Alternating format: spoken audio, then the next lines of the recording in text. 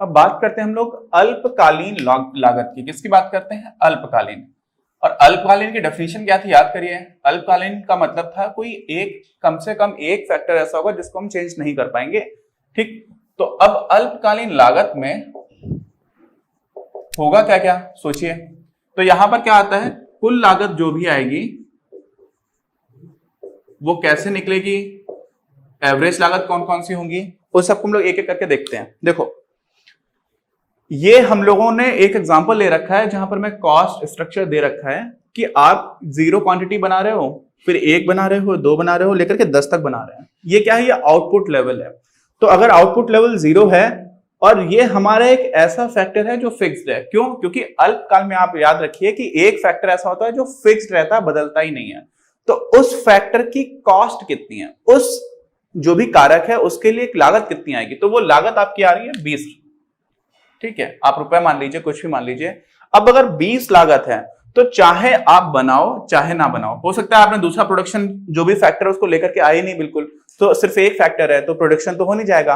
अब ऐसी स्थिति में हो क्या रहा है कि आपने 20 रुपए तो लगा ही दिए, अगर रुपए मान लेते हैं तो, और बनेगा कितना? 0। अब चाहे आप 1 बनाओ तब भी 20 रुपए लगेगा। क्यों? क्योंकि ये तो फिक्स्ड है, इसको तो आप बदल सकते ही नहीं हो। चाहे आप 10 बना लो तब भी 20 रुपए ही लगेगा। तो ये क्या है? ये कुल स्थिर लागत है, इसको हम लोग बोलते हैं TFC। क्यों? Total fixed cost. ये समझ में आ गया? अच्छा, ये हमें दिया हुआ है कि 20 रुपए है, तो फिक्स्ड कॉस्ट 20 रुपए है, टोटल की बात कर रहे हैं, सब मिलाकर के आपको 20 रुपए तो आपको देना ही देना पड़ेगा।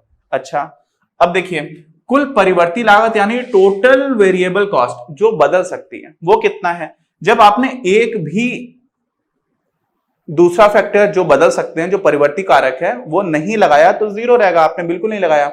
अब आपने उसको लगाना स्टार्ट किया, कितना फैक्टर लगाया वो नहीं देख रहे हैं, हम ये देख रहे हैं कि उत्पादन का जो स्तर है उस स्तर के हिसाब से कितनी कॉस्ट आ रही है। तो अगर आपको 1 उत्पादन करना है तो टोटल वेरिएबल कॉस्ट आपकी 10 आ रही है, फिर आपको 2 उत्पादन करना है तो ये टोटल वेरिएबल कॉस्ट 18 रुपए आ रही है। यानी कि 20 तो फिक्स थी, स्थिर थी, और 18 रुपए ऐसी है जो परिवर्तनशील है। परिवर्ती क्यों है? क्योंकि यही तो फैक्टर ऐसा है जिसको हम बदलते जा रहे हैं। ये हमारा फिक्स्ड है, इसको हम बढ़ाते जा रहे होंगे। अब ये फैक्टर बढ़ा रहे हैं, हम उसकी बात नहीं कर रहे हैं, ये उस बदले जाने वाले फैक्टर की कॉस्ट है। हम ये नहीं बता रहे हैं कि हमने पहले 10 फैक्टर था अब उसको 18 लगा दिए, 10 लेबर लगाया 18 लेबर लगाया, लेबर की बात नहीं हो रही है। अब ये बात हो रही है कि यहां पर कितनी कीमत बढ़ रही है, कितनी लागत बढ़ रही है, किसकी? जब हम परिवर्ती लागत की बात कर रहे हैं। अच्छा, तो ये कुल फिक्स्ड है, कुल परिवर्ती है, तो कुल लागत जो है ना वो क्या हो जाती है आपकी? कुल स्थिर लागत, और इसी में आप जोड़ दोगे कुल परिवर्ती लागत को। अच्छा, कुल लागत को हम लोग लिखते हैं टोटल कॉस्ट, और कुल स्थिर क्या हो जाता है? टोटल फिक्स्ड कॉस्ट, और कुल परिवर्ती टोटल वेरिएबल कॉस्ट। तो ऐसे लिख दिया जा सकता है TC बराबर TFC प्लस TVC। अच्छा, अब एक चीज पे ध्यान देना, ये जो फिक्स्ड कॉस्ट है यार वो तो एकदम निश्चित है, फिक्स्ड है, बनी हुई है, ये तो बदल नहीं रही है। तो अगर आपको टोटल कॉस्ट बदलने की बात आएगी, ये तो फिक्स्ड है, BC है, ये कब बदलेगा? जब टोटल वेरिएबल कॉस्ट बदलेगी। आगे बात समझ में? इसका मतलब क्या हुआ? कुल लागत के लिए हम क्या करेंगे? दोनों को जोड़ते जाएंगे, तो ये कितना हो जाएगा? देखो 20, ये कितना हो जाएगा? 30, ये कितना हो जाएगा? 38, ये हो जाएगा 44, ये हो जाएगा 49, ये हो जाएगा 53, ये हो जाएगा 59, 67, 80, 95 और 115 हो गया। अब औसत स्थिर लागत की बात करते हैं। किसकी बात करते हैं? औसत। औसत क्या होता है? औसत का मतलब होता है कि जितना आपने पैसा लगाया और जितनी क्वांटिटीज उनसे डिवाइड कर दो। तो यहां पर स्थिर लागत कितनी थी? 20 रुपए, और आप 0 से भाग दोगे, क्यों? अभी तो 0 प्रोडक्शन हो रहा है, आउटपुट लेवल कितना है? 0, तो ये अनडिफाइंड हो जाता है। किसी भी चीज में आप 0 से भाग दोगे तो अनडिफाइंड आएगा। एवरेज वेरिएबल कॉस्ट, वो भी देख लो। अब वेरिएबल कॉस्ट कितना है? 0 को आप 0 से भाग देते हो, वो भी अनडिफाइंड रहता है। आप इसको डिफाइन नहीं कर पाते मैथ्स में। क्यों नहीं कर पाते हो? मैंने गणित में बताया है। अच्छा, एसएससी। अब एसएससी का मतलब क्या हुआ? शॉर्ट रन में एवरेज कॉस्ट कितना है? तो शॉर्ट रन में एवरेज कॉस्ट, अच्छा आप दूसरी तरह से देखो, एसएससी हम कैसे निकाल सकते हैं? एक तो ऐसे निकाल सकते हैं, टोटल कॉस्ट कितनी थी, टोटल कॉस्ट में आपने कितनी चीजें बना पा रहे थे, तो आप टोटल कॉस्ट में 0 से भाग दोगे तो आपको एवरेज कॉस्ट मिल जाएगा। और एस क्यों लिखा हुआ है? एस का मतलब है शॉर्ट रन में। तो शॉर्ट रन में एवरेज कॉस्ट कितनी हो जाएगी? वो आप 20 को 0 से डिवाइड करोगे। या दूसरा तरीका क्या है? दूसरा तरीका तो देखो, एसएससी का पहला तरीका तो ये हो गया, क्या हो गया? टोटल कॉस्ट, या इसको एसटीसी भी लिख सकते हो, शॉर्ट रन में टोटल कॉस्ट, लेकिन चलो कोई मतलब नहीं है, डिवाइडेड बाई क्वांटिटी, ये हो गया। या फिर इसी को आप लिख सकते हो क्या, शॉर्ट रन में एवरेज कॉस्ट जो है वो हो जाएगा आपका average fixed cost plus average variable cost. जैसे यहां पर टोटल के साथ था, वे बिल्कुल वैसी चीज है। आपने औसत निकाला फिक्स्ड कॉस्ट का और औसत निकाला परिवर्ती कॉस्ट का, परिवर्ती लागत का, दोनों को जोड़ दिया, दोनों को मिलाकर के क्या हो गया आपका एवरेज कॉस्ट आ गई शॉर्ट रन के लिए। अच्छा, तो वो भी यहां पर ये दोनों अनडिफाइंड है, तो ये इन दोनों को मिला करके, तो अगर ये दोनों ही हम नहीं लिख सकते हैं तो ये भी अनडिफाइंड हो जाएगा, इसको भी हम नहीं बता सकते हैं। और अल्पकालीन सीमांत लागत, सीमांत लागत भी 0 पर अनडिफाइंड होती है, क्योंकि निगेटिव तो रहा नहीं होगा कुछ भी, तो यहां पर भी हम इसको भी अनडिफाइंड कर देते हैं। अब हमारी कहानी स्टार्ट होगी, यहां से क्या क्या होगा देखते हैं। 30 रुपए आपका लगा कुल मिलाकर के, क्या, और एक आपका क्या है क्वांटिटी बनी, लेकिन ये 30 क्या है? टोटल कॉस्ट है। हम लोग को क्या लिखना है? Average fixed cost. तो फिक्स्ड कॉस्ट कितना था? 20, और एक इकाई है, तो 20 में आप 1 से भाग देंगे तो आपको क्या मिलेगा? 20। अब यहां पर देखिए, पहले इसी कॉलम को बना लेते हैं। 20 फिक्स कॉस्ट है, अब 2 इकाई बन रही है, तो प्रति इकाई कितनी फिक्स्ड कॉस्ट हो जाएगी? वो हो जाएगी 20 में 2 से भाग दोगे 10, तो प्रति इकाई वाली चीज क्या हो जाती है? प्रति इकाई का मतलब होता है वही तो एवरेज है। तो एवरेज कितना हो जाएगा? 20 में 2 से भाग दोगे हो जाएगा 10। अब 20 में 3 से भाग दोगे तो हो जाएगा 6.67। 20 में 4 से दोगे हो जाएगा 5, 20 में 5 से दोगे हो जाएगा 4, 20 में 6 से दोगे हो जाएगा 3.33। अब 20 में आप 7 से भाग दोगे तो कितना हो जाएगा? 2.6, 2.8 और 4 0 हो जाएगा 5, ऐसे करके कुछ कुछ बनता चला जाएगा। ठीक है, कितना होना चाहिए? हाँ, 2.86 लिखा हुआ है, सही है। अब 8 से भाग दोगे आप 20 में तो कितना हो जाएगा? 2.5। 9 से भाग दोगे तो आ जाएगा आपका 2.22, चलता चला जाएगा, और 10 से दोगे तो हो जाएगा 2। तो यहां पर एक चीज तो सबसे पहले समझो, एवरेज फिक्स्ड कॉस्ट है ना, लगातार गिरती चली जा रही है। देखो लगातार गिर रही है। क्यों गिर रही है? क्योंकि भाई कॉस्ट उतनी थी, आप प्रोडक्शन बढ़ाते जाओगे तो प्रति इकाई क्या होती जाएगी? कम होती चली जाएगी। अच्छा, बड़ा आसान था। एवरेज वेरिएबल कॉस्ट को देखते हैं। तो वेरिएबल कॉस्ट कहां पर थी? टोटल वेरिएबल कॉस्ट ये थी, इसमें भाग देंगे इकाई से, तो 0 में 0 से तो अनडिफाइंड हो गया था। 10 में 1 से भाग देंगे तो कितना हो जाएगा? 10। 18 में 2 से भाग देंगे, देखो मैं लिखता जाऊंगा जल्दी जल्दी, आप समझते आना। 18 में 2 से भाग देंगे तो हो जाएगा आपका 9।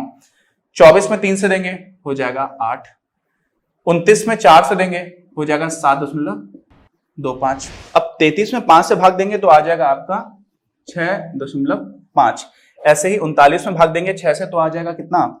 देखिए 5 से आप 33 में देंगे सॉरी, तो आएगा 6.6। और 39 में 6 से भाग देंगे तो आ जाएगा 6.5। फिर 47 में आप 7 से भाग देंगे तो आ जाएगा 7 6 42, 5 बचा, 5 में 0 जाएगा तो 6.7, फिर 1 0, तो फिर 1 ऐसे करके बढ़ जाएगा। और 8 से 60 में भाग देंगे तो 8 7 56.5, 7.5 हो गया। 9 से 75 में भाग देंगे तो आ जाएगा 9 8 72 और 3 3 आता चला जाएगा। और फिर 10 से 95 में भाग देंगे तो आ जाएगा 9.5। ठीक है, ये है क्या? देखो ये है एवरेज वेरिएबल कॉस्ट। ठीक, अब एक चीज है बहुत ही आराम से और ध्यान से समझना, एकदम सिंपल है। देखो हमारी टोटल फिक्स्ड कॉस्ट तो हमेशा ही स्थिर थी। फिक्स्ड कॉस्ट की बात कर रहे हैं, स्थिर लागत की, लेकिन औसत स्थिर लागत क्या स्थिर है? वो स्थिर नहीं है, उसके नाम में कंफ्यूज मत होना, उसका नाम है औसत स्थिर लागत। अब क्योंकि वो औसत है इसलिए उसमें हम लोग निर्गत से भाग देते जा रहे हैं। तो जब हम लोग टोटल फिक्स्ड कॉस्ट में निर्गत से भाग दे रहे हैं तो वो स्थिर नहीं है, उसके किस डायरेक्शन में जा रही है वो दिशा स्थिर है। किस डायरेक्शन में जा रही है का मतलब क्या हुआ कि देखो हमेशा कम होती जा रही है। 20 है, फिर 10 है, फिर 6.67 है, फिर 5 है, फिर 4 है, कम होती जा रही है, कम होती जा रही है।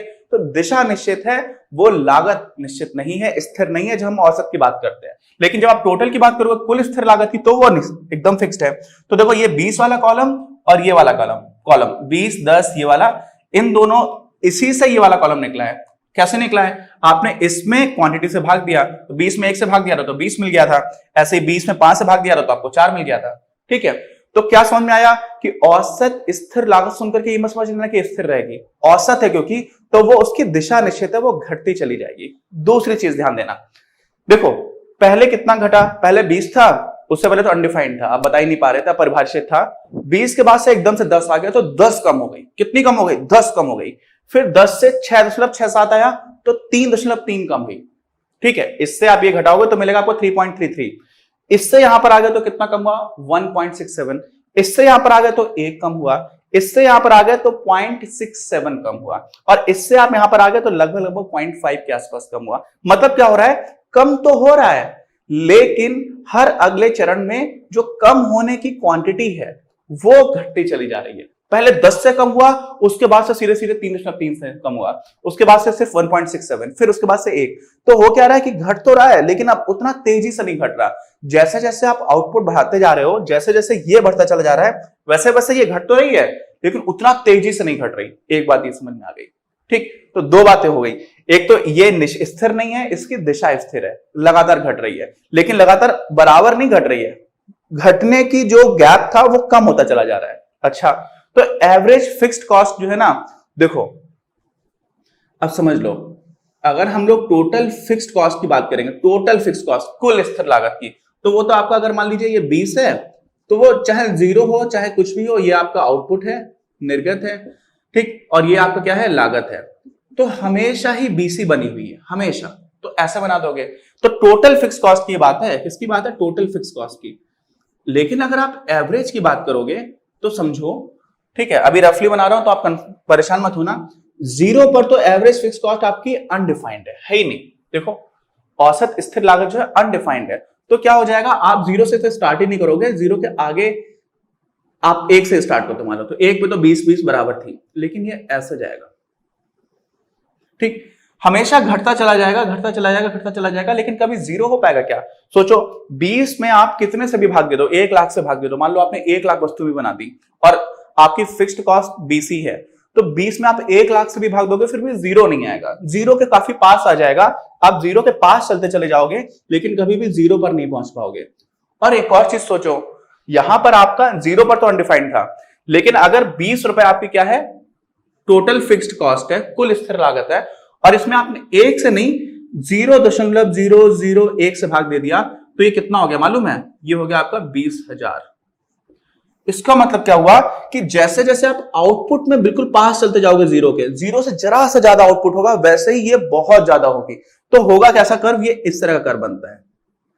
अब जिन लोगों ने पिछला चैप्टर ठीक से पढ़ा था, उन लोगों को याद आया होगा, मैंने रेक्टेंगुलर हाइपरबोला की बात की थी। किसकी बात की थी? रेक्टेंगुलर हाइपरबोला की। तो यहां पर जो एवरेज फिक्स्ड कॉस्ट का वक्र बनता है वो रेक्टेंगुलर हाइपरबोला की तरह होता है। वो ना ही इस लाइन को कभी टच करेगा और ना ही इस लाइन को कभी टच करेगा।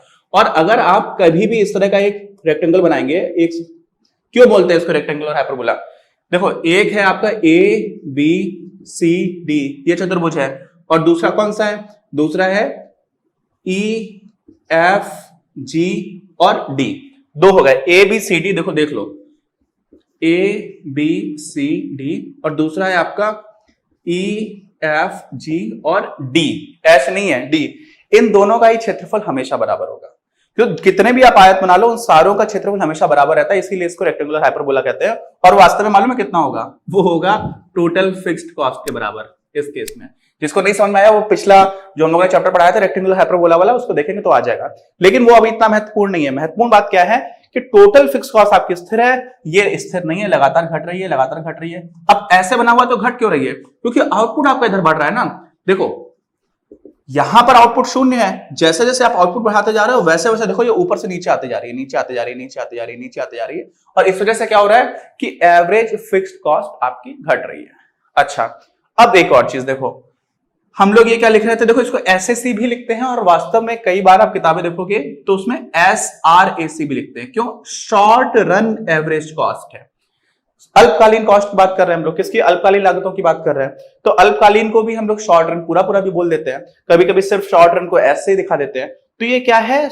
अल्पकाल में औसत कॉस्ट कितनी आएगी, औसत लागत कितनी आएगी, उसका एक हिस्सा तो आपका हो गया AFC। एवरेज फिक्स्ड कॉस्ट जो ये है, जो लगातार घटती जा रही है, लेकिन घटने की जो दर है वो कम होती जा रही है। इतना आपको समझ में आ गया। अब आगे बढ़ते हैं। आगे देखो क्या है, आगे है एवरेज वेरिएबल कॉस्ट। ठीक, अल्पकाल में जो आपकी परिवर्ती लागत है वो कैसे बिहेव कर रही है वो देखो। वो पहले 10 थी, फिर 9 हो गई, इसका मतलब घट रही है। फिर 8 हो गई, घट रही है। फिर 7.25 हो गई, घट रही है। 6.6 घट रही है। 6.5 घट रही है। 6.71 घट रही है कि बढ़ रही है, ये देखो। तो हुआ क्या कि जैसे ही आप यहां से यहां पर पहुंचे, जो ट्रेंड था वो बदल गया। ठीक, दूसरी चीज देखो, यहां पर कितना घटा, 1 घटा, यहां पर भी 1 ही घटा। चलो, यहां पर 1 से नहीं घटा है, यहां पर कितना घटा, सिर्फ 0.75 कम हुआ। यहां पर 0.75 के बदले यहां पर हुआ 0.65 ही कम हुआ। यहां पर तो सिर्फ 0.1 ही कम हुआ। यानी कि ये भी घटने का जो दर है वो कम होता जा रहा है। और एक लेवल के बाद से, इसके बाद से तो बढ़ना स्टार्ट हो गया। और देखो 6.7 के बाद से 7.5 यानी कि और बढ़ गई। उसके बाद से 8.333 और ज्यादा बढ़ गई, और 9.5 यानी कि और ज्यादा बढ़ गई। तो ये कुछ इस तरह से बन रहा है। किस तरह से बन रहा है, अगर हम लोग एवरेज वेरिएबल कॉस्ट का वक्र बनाएंगे, इसका वक्र बनाएंगे, तो ये कुछ ऐसे बन रही है। क्यों, पहले कम हुई कम हुई कम हुई, एक मिनिमम पर पहुंची और उसके बाद से फिर बढ़ना स्टार्ट हो गई। ठीक, ऐसा कुछ हो रहा है। और अब ध्यान देना, अब ध्यान ये देना है अपने को कि जो शॉर्ट रन एवरेज कॉस्ट है ना, वो है क्या, वो आपको ये मिलाना है, ये आपका पहले से बना हुआ है, और साथ में आपको एवरेज वेरिएबल कॉस्ट को मिला देना है। तो इन दोनों को मिला करके आप क्या निकाल सकते हो, शॉर्ट रन एवरेज कॉस्ट निकाल सकते हो। ये तरीका पता चल गया। यानी कि करना क्या है आपको, इसको और इसको जोड़ोगे तो आपको शॉर्ट रन की एवरेज कॉस्ट पता चल जाएगी। दूसरा तरीका क्या है, शॉर्ट रन एवरेज कॉस्ट क्या होती है, टोटल कॉस्ट में आप लागत से भाग देते हो। तो टोटल कॉस्ट कहां पर है, टोटल कॉस्ट ये है, इसमें अगर आप उससे भाग दोगे, क्वांटिटी से, लागत नहीं निर्गत से, तो भी आपको मिल जाएगा। तो दोनों ही तरीके हैं। ठीक, इसको भी टेबल कंप्लीट करके देखते हैं, फिर आपको एक और चीज समझ में आएगी। ज्ञान के प्रकाश से देश को सशक्त बनाने के हमारे इस प्रयास में इस चैनल को सब्सक्राइब करके और लोगों के साथ शेयर करके अपना बहुमूल्य योगदान जरूर दें। बढ़ेगा इंडिया तो बढ़ेगा इंडिया।